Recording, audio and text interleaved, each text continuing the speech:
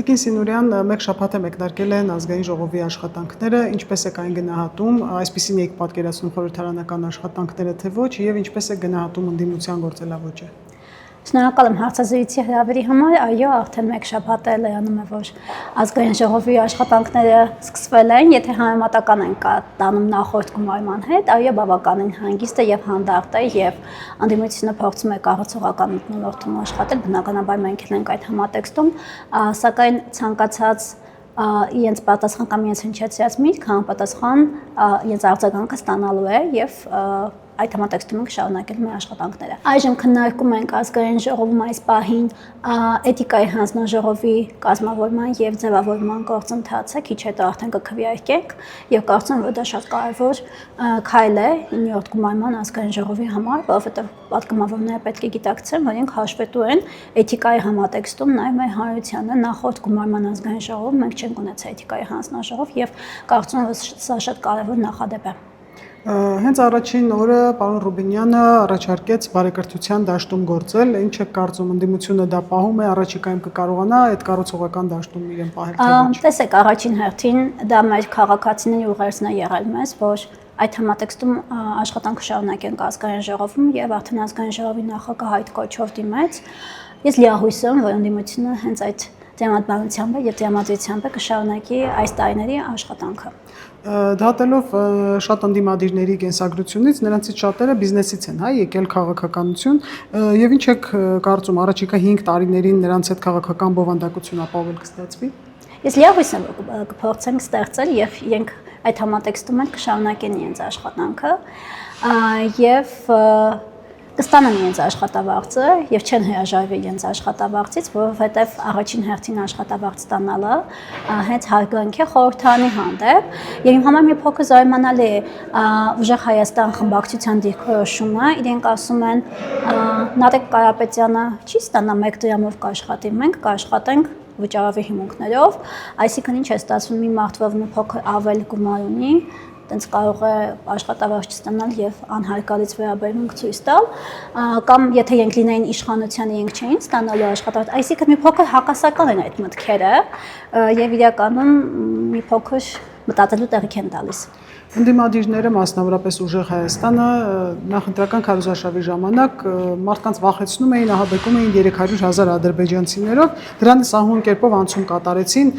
թե պարոն Ռուբինյանը թուրք տեսել է թե ոչ, ըստ ձեզ որն է այս կեղծ օրակարգի նպատակը։ Դուք արդեն ճիշտ նշեցիք, ամբողջ քարոզարշավի ընթացքում իրենք կեղծ օրակարգով էին եկել եւ անդադ անում են 300,000 ադրբեջանցիների թեման, ու մեր գործընկերները բարբերաբար հարց են տալիս, ու են արդյոք այդ 300,000 ադրբեջանցիները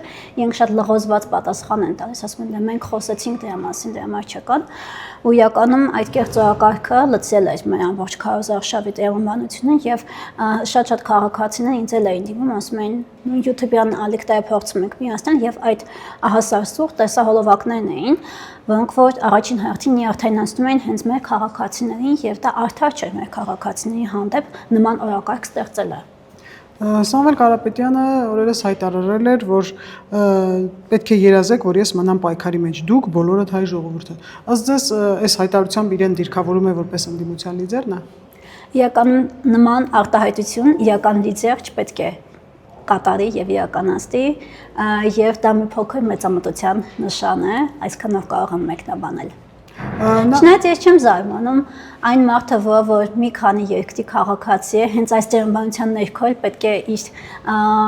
հայտարարությունները իրականացնի։ Իդեպ իսկ ինքը չի նշել, թե ինչ գործընթացի մեջ է իր քաղաքացիությունից հրաժարվելու ամբողջ տրամաբանությունը, որտեղ նրանք ասում էին, որ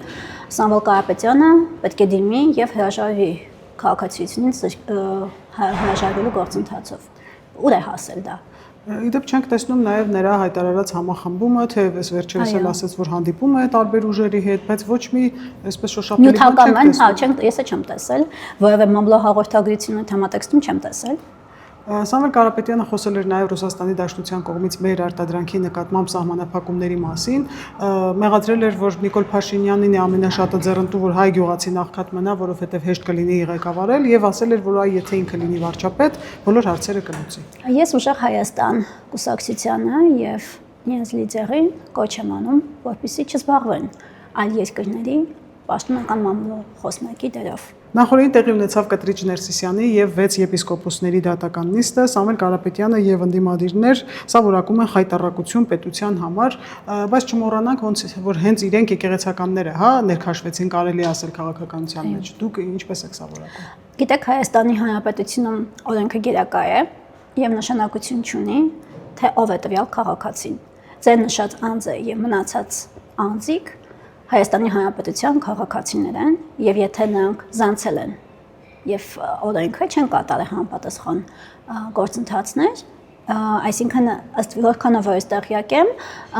իրենք չեն կատարել դատարանի որոշում, շատ մանրամասներին տեղյակ չեմ այս պահին, եւ եթե նրանք զանցանք են իրականացրել, թող գնան եւ պատասխան տան օրենքի շրջանակներում դատարանում։ Այդտեղ որևէ նորություն եւ որևէ արտահոծ բան չկա։ Խոսենք նաև Հովիկ Աբրահամյանի որդու ձերբակալության մասին։ Ընդդիմադիրները շտապեցին սա եւս համարել բան, քաղաքական այսպես հետապնդում, ինչպես որ նախկինների դեպքում, եւ նաև շատ է խոսվում, որ քննչական կոմիտեն չպետք է անձնական տվյալների վերաբերյալ այդ հայտարարություն աներ, ձեր կարծիքը այդ մասին։ Տեսեք, ցանկացած մեկը, ով ձերբակալվում է այս օրերին եւ ով կապված է որոշակի քաղաքական թելերով, միանգամից ասում են, որ քաղաքական հետապնդում է։ Մարդիկ գնում են զանցանք են, այսինքն օրենքի խախտում են իրականացնում, հետո ասում են քաղաքական բանտարկյալներ են։ Նույնը այս բարակամ ես մամլո հաղորդագրությունը կարդացել եմ եւ ըստ մամլո հաղորդագրության տեղի ունեցել դեպքը 2023 թվականին։ Իսկ ինչ վերաբերում է անձնական տվյալներին, արդեն Արդարադատության նախարարության ներքո գործող համապատասխան գործակալությունը մամլո հաղորդագրությունը տարածել է եւ դրան ավելացնելը որևէ բան այս պահին չունեմ։ Եվ սա կենցաղային, հա, վեճ էր։ Ըստ էության այո։ Դա կենցաղային վեճ էր եւ միջանձնային հարցեր են եղել, շատ մանրամասներին ծանոթ չեմ։ Բայց քաղաքականության հետ որևէ առնչություն չունի։ Այո, որևէ համատեքստում այդտեղ առողջություն չի ունեցել եւ այդքանը կարող եմ ասել եւ այլ բան չունեմ ավելացնելու, քան Արդարադատության նախարարության մամլո հաղորդագրությունը, որ համապատասխան գործակալություններ տարածել։ Այսինքն ամեն դեպքում թեև նա Գագիկ Ծառուկյանի փեսան է, բայց այս կապ պահին որևէ ըստ էության հենց նույն քննչականի մամլո հաղորդագրությունն այնտեղ միջանձնային հարցեր են եղել, միջանձնային ֆակտորով եւ այդ ամեն ինչ քաղաքականացնել եւ անդադ բղավել, որ կան Հայաստանի Հանրապետությունում քաղաքապետարներ, իրականում մեղմ ասած ճիշտ չէ, Հայաստանի Հանրապետությունում 2018 թվականից սկսած չկան քաղաքական բանտարկյալներ, որքան է որ ընդդիմությունը փորձում է դա փաթեթավորել, սակայն չի ստացվելու։ Եվ հեշտեր ավականուց ազգային ժողով գալը։ Իրականում գիտեք, ես ազգային ժողովում աշխատում եմ արդեն 8 տարուց ավել։ Սկզբում եղել եմ պատգամավորի օգնական, հետո խմբակցության փորձագետ, ապա նոր Երևան քաղաքի հավաքանու անդամ։ Ըստ էության ես շենքին ծանոթ էի եւ գիտեի։ Նորեն նիստերի պես պատգամավոր։ Այո, նիստերի դահլիճում եմ նոր եւ մի փոքր նոր կարգավիճակը պարտավորեցնող է եւ պատասխանատվությունը շատ մեծ է։ Սակայն կարծում եմ առաջիկա ժամանակահատվածում ավելի ինտենսիվ կերպով կմասնակցեմ բոլոր գործընթացներին։ Ավականու ինստիտուտը այդ համատեքստում ինձ շատ օգնել է։ Շատ սիրել եմ ավականու գործունեությունը, նույն եղանդով շարունակել եմ խորհրդանում որպես ազգային ժողովի պատգամավոր։ Շնորհակալություն։ Ես եմ շնորհակալ։